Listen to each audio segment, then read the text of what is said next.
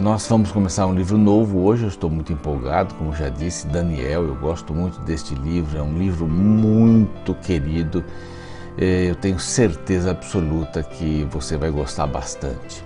Nós não temos a intenção de fazer um estudo profundo, teológico deste livro, porque nem temos tempo para isso também, né? Aqui com você. Mas vamos tirar várias lições, vamos falar sobre profecia. É um livro que tem história e profecia. O contexto do livro, vamos aproveitar aqui esses minutinhos prévios aqui, mas o contexto do livro é que agora Nabucodonosor já é um personagem, uma personagem conhecida nossa, não é? Nabucodonosor, rei da Babilônia, vai e destrói aí Jerusalém, não é? Foram 3 etapas até que na última ele destruiu o templo, destruiu os muros e tudo mais, por culpa de um relacionamento do rei, não é? Que quis assim se arvorar e competir contra Nabucodonosor e Babilônia, que era o maior império daquela época. Como você sabe também, ele levou vários cativos, e nesta leva de cativos, no ano 605, é o que parece, não é, que conta esse episódio, né? E neste ano vários jovens foram levados, e entre eles Daniel e seus 3 companheiros. E esta é a história, a narrativa ela vai aí, desde que eles chegam para lá, eram moços, eram jovens, inteligentes, dedicados. Nabucodonosor queria tirar a sabedoria do povo de Judá, queria saber tudo que eles sabiam. Então ele usava desse expediente para ter este privilégio de conhecer a ciência de Judá e todos os seus conhecimentos. Há muitas coisas bem interessantes aqui neste capítulo. É um capítulo introdutório, você vai conhecer Daniel, seus amigos, a chegada desses prisioneiros, né? Esses cativos em Babilônia e qual foi o procedimento do rei. O livro se divide em 2 grandes partes, muitos creem, né? Do capítulo 1 ao 6 é história, do 7 ao 12 é profecia, há 4 visões aqui. Daniel, quando escreve a história, ele escreve em aramaico, para que eram as palavras que eles falavam ali, não é? Os servos do rei que o buscaram e tal, que eles foram contra eles, e uma outra parte do livro em hebreu, um livro muito importante. Nabucodonosor, representante, rei, imperador de Babilônia, que era um reino poderosíssimo e que agora começa a governar,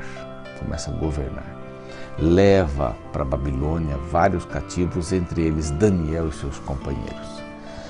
Nós encontramos aqui logo no início dizendo veio Nabucodonosor, né? Deus dá a vitória para Nabucodonosor. Então aqui está dividido aqui, segundo uma enciclopédia que eu consultei, eles dividem em vários tópicos, né? Deus governa e prevalece. Mesmo perdendo, Deus tem um representante que está ligado à Babilônia. Então, vamos ver primeiro Deus dá a vitória para Nabucodonosor. A partir do verso 3, Deus fortaleceu Daniel e os seus amigos. Isso daí, houve uma prova, né? Eles passaram pela prova. Depois, nós vamos ver já no finalzinho, verso 17, Deus deu competência e sucesso para Daniel e finalmente Deus deu a Daniel vida e ministério. Essa é a divisão que nós estamos seguindo do livro de Daniel e deste capítulo aqui. Deus dá a vitória para Nabucodonosor. Deus entregou, verso 2, nas mãos dele, né, a Jeoaquim, rei de Judá, e alguns dos utensílios da casa de Deus, verso 2. A esses levou-os para a terra de Sinar, para a casa do seu Deus, e os pôs na casa do tesouro do seu Deus. Primeiro, que você imagina aquele tempo, as guerras, vencia o país, o reino que tinha o Deus mais forte. Era assim que eles imaginavam, o Deus mais forte vencia. Ok, então aqui o Deus de Nabucodonosor, o deus da Babilônia, venceu. Isso pensavam os babilônicos e também pensavam os fracos judeus que foram levados. O nosso Deus não é forte mesmo. O Deus Babilônia é mais forte que o nosso. Então Deus começa a mostrar que Ele governa e prevalece, mesmo nessa desgraça, mesmo nessas circunstâncias. Então, quem Ele levou? O rei da Babilônia. Verso 4 diz: jovens sem nenhum defeito, de boa aparência, instruídos em toda a sabedoria, doutos em ciências. Ele queria saber as coisas que não conheciam ainda os seus sábios ali na Babilônia, né? Para que fossem versados no conhecimento, ou que fossem versados e que fossem competentes para assistir no palácio do rei e lhes ensinasse a cultura e a língua dos caldeus.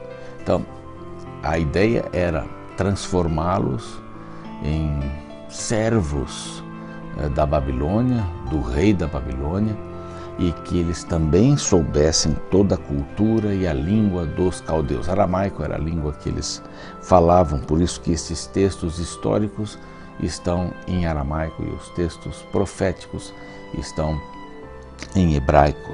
Uma prova difícil, a partir do verso 5, né? O rei determinou,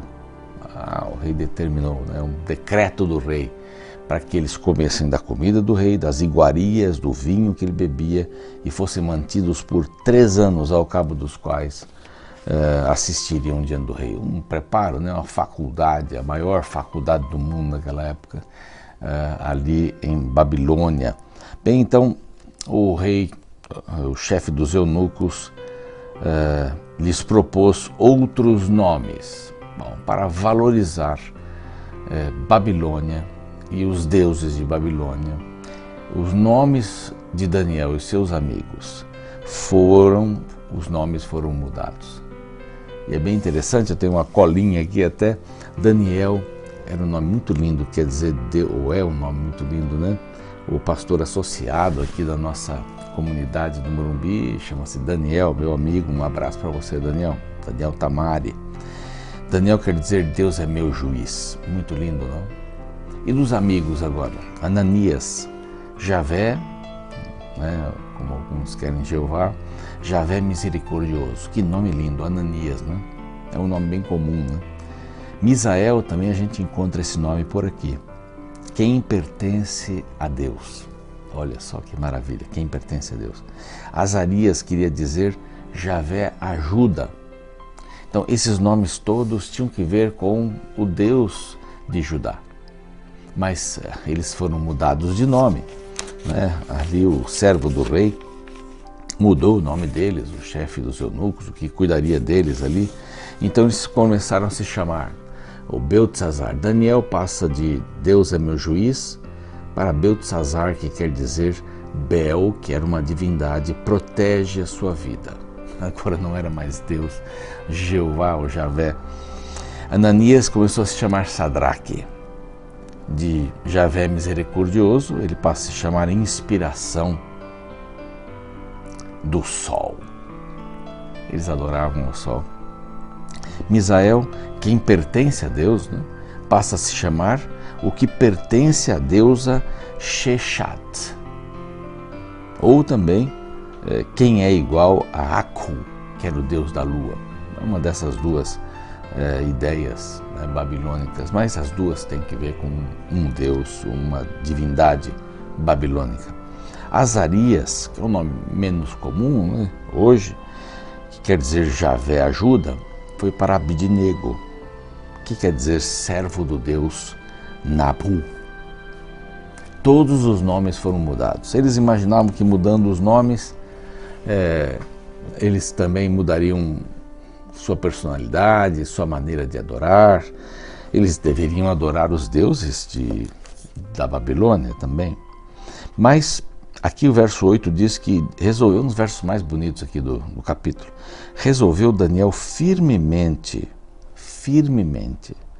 não contaminar-se com as iguarias finas do rei, nem com o vinho que ele bebia. Então pediu ao chefe dos eunucos que lhe permitisse não contaminar-se, porque os judeus não comiam por causa das leis, não é? As leis de saúde, eles não comiam qualquer carne. Levíticos apresenta ali uma porção de carnes de animais, aves e répteis que eles não deveriam comer, insetos também, não deveriam comer. E seguramente ali essas iguarias, né, entre aspas, do rei, continham esses animais, carne de porco, algum tipo de abutre, peixes também, que não eram recomendados. Então disseram, nós não queremos nos contaminar.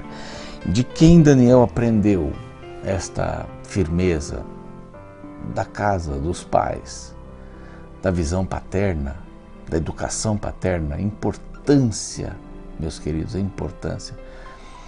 Não importa se eu sou bonito, como diz aqui o verso 4, né, sem nenhum defeito, boa aparência, instruído, melhores faculdades. A coisa mais importante que Daniel teve que usar ali no começo deste cativeiro, dessa história, o mais importante foi não se contaminar com as coisas do rei. Ele fez um pedido bastante ousado. Ele pediu que, ali no verso 12 diz, experimenta, peço-te, os teus servos 10 dias, e que se nos deem legumes a comer e água a beber. Uma alimentação simples, né? Muitos têm falado sobre o regime de Daniel, é fantástico, em pouco tempo tendo esta visão, eles já não usavam essas coisas, né? Eles já não usavam. E esses 10 dias não foi para que eles se melhorassem, nós estamos mal fisicamente, agora 10 dias, não, eles já tinham um processo de vida bom, alimentação boa, visão da saúde positiva, porque Deus fala sobre isso na palavra. E no fim dos 10 dias a sua aparência era melhor, diz o verso 15. Estavam eles mais robustos do que todos os jovens que comiam as finas iguarias do rei. Ora, a estes 4 jovens Deus deu conhecimento e inteligência, e toda cultura e sabedoria. Mas a Daniel deu inteligência de todas as visões e sonhos. Aí estava se destacando um entre os 4, que levaria o nome do livro, desta bonita história, desta participação de Daniel na comunidade babilônica. Então a bênção de Deus sobre Daniel, uma bênção especial sobre os colegas de Daniel também. E aqui, depois de um teste, a palavra diz no verso 20, que em toda matéria de sabedoria e inteligência, sobre o que o rei lhes fez perguntas, então agora aqui, não só apenas depois dos 10 dias, mas depois nas provas que o rei fazia as perguntas, eles foram achados 10 vezes mais doutos, diz o verso 20, do que todos os magos encantadores que havia em todo o reino. No próximo capítulo eu vou falar um pouquinho sobre magos, encantadores, sábios. Daniel continuou até ao 1º ano do rei Ciro. Então Daniel passou por Nabucodonosor, Daniel passou por Beltesazar, Daniel passou por Dario o Medo, Daniel passou também por Ciro o Persa. Deus deu a ele um ministério ali. Então, muitas lições nós podemos tirar aqui. Uma delas é a seguinte: pode mudar o seu nome, mas não se muda o seu caráter. Mudar o nome não significa nada. Daniel aqui deixou de ser chamado Deus é meu juiz para ser Bel, protege a sua vida. Quem protegia a vida de Daniel era Deus. É o Deus Jeová. Não importa mudar o nome de Ananias para inspiração do sol, de Misael para o que pertence à deusa Sheshad, ou de Azarias, que foi chamado de servo do deus Nabo. O nome pode ser mudado, mas o caráter não. Ele aprendeu esse caráter com seus pais de fidelidade. E a pergunta é a seguinte: você é fiel a Deus e diante de uma provação, como é que você reage?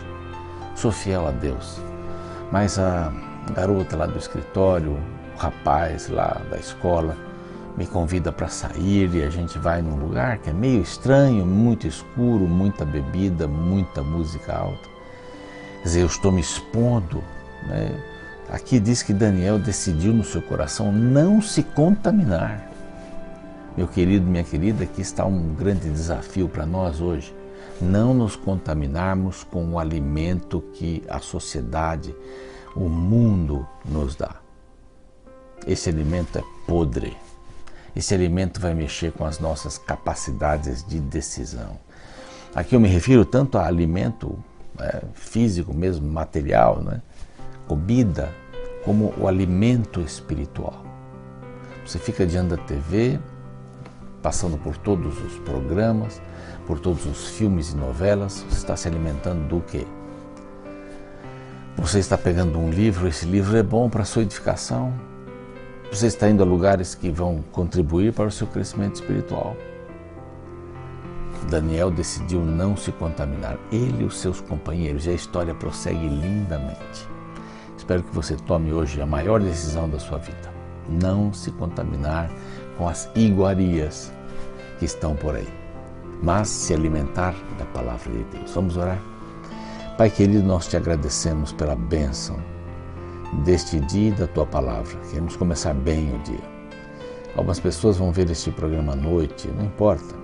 Que tomem também esta decisão firme como Daniel tomou, não se contaminar com as iguarias do rei. Que o nosso coração esteja se preparando para o encontro com Jesus e olhar para Ele. Não importa o que façam ao nosso redor, que tenhamos a firme convicção em Cristo como o Senhor da nossa vida. Em nome dele, amém.